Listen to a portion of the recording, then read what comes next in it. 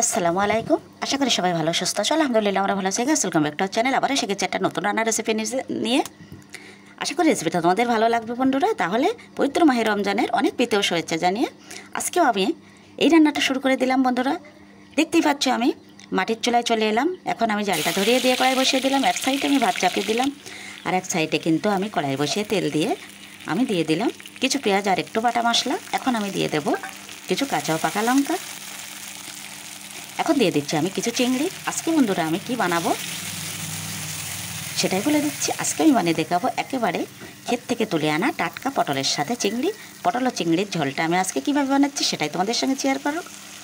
এখন আমি মশলার সঙ্গে কিন্তু চিংড়িটা একটু কষিয়ে নিয়েছি। এবার আমি দিয়ে দিলাম আলু, দিয়ে দিলাম স্বাদ মতো লবণ, আর দিয়ে দিচ্ছি পরিমাণ মতো হলুদ।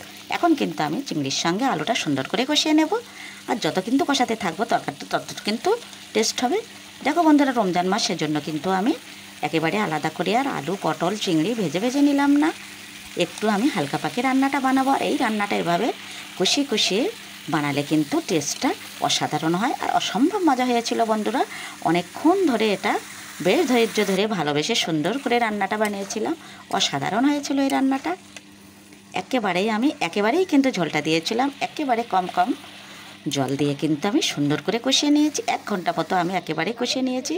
একেবারে যখন আমি রান্না শেষে পটল তরকারিটা টেস্ট করলাম তখন কিন্তু বেশ মিষ্টি মিষ্টি লেগেছিল, আর কিন্তু অনেকটাই টেস্ট হয়েছিল। এখন আমি একটু জল দিয়ে ঝোলটা দিয়ে দিলাম,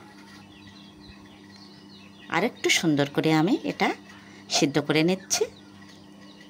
আবার একটু আমি আমার বাড়ির চারপাশটা একটু দেখিয়ে নিলাম। এখানে আমাদের বিড়াল ছানা সুন্দর করে বসে আছে।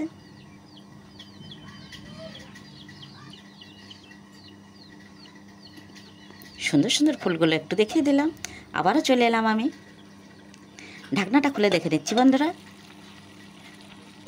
একেবারে ঝোলটা কিন্তু আমার কমে গেছে।